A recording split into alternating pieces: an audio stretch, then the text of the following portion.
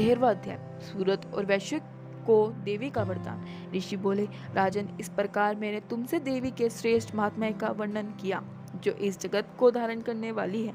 उन देवी को ऐसा ही प्रभाव है, वे ही विद्या उत्पन्न करती हैं। भगवान विष्णु की माया स्वरूपा उन भगवती के द्वारा ही तुम ये वैश्य तथा अन्य विवेकी जन मोहित होते हैं, मोहित हुए हैं तथा इसी प्रकार आगे भी मोहित होते रहेंगे। महाराज, तुम उन्हीं परमेश्वरी की शरण ग्रहण करो। आराधना करने पर वे ही मनुष्य को भोग, स्वर्ग तथा मोक्ष प्रदान कराती हैं। मार्कंडेय जी बोले, मेधा मुनि के ऐसे वचन सुनकर राजा सूरत ने उत्तम व्रत का पालन करने वाले उन महर्षि को प्रणाम किया। वे अत्यंत आसक्ति और राज्यपाहरण से बहुत क्षुब्ध हो चुके थे। महामुने इसलिए विरक्त होकर वे राजा तथा वैश्य तत्काल तपस्या को चले गए और वे जगदम्बा के दर्शनार्थ नदी के तट पर रहकर तपस्या करने लगे। वे वैश्य श्रेष्ठ देवी सूक्त का जप करते हुए तपस्या में प्रवृत्त हुए। वे दोनों नदी के तट पर देवी की मिट्टी की प्रतिमा बनाकर पुष्प, धूप और हवन आदि के द्वारा उनकी उपासना करने लगे। उन्होंने पहले तो अपने आहार की मात्रा धीरे धीरे कम की, फिर बिल्कुल निराहार रहकर देवी में ही मन लगाए एकाग्रचित्त होकर देवी का चिंतन करने लगे।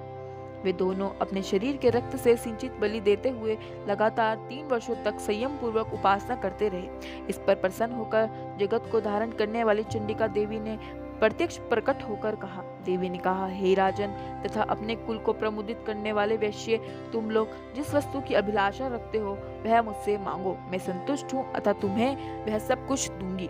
मार्कंडेय जी बोले, तब राजा ने दूसरे जन्म में नष्ट न होने वाला राज्य मांगा तथा इस जन्म में भी शत्रुओं की सेना को बलपूर्वक नष्ट करके पुनः अपना राज्य प्राप्त कर लेने का वरदान मांगा। वैश्य का चित्त संसार की ओर से खिन्न एवं विरक्त हो चुका था और वे बड़े बुद्धिमान थे था। उस समय उन्होंने ममता और अहंता पूर्वक आसक्ति का नाश करने वाले ज्ञान प्राप्ति का वर मांगा।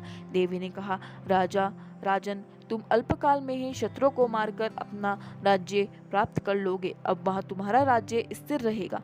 फिर मृत्यु के पश्चात तुम भगवान विवस्वान सूर्य के अंश से जन्म लेकर इस पृथ्वी पर सर्वणिक मनु के नाम से प्रसिद्धि होगे।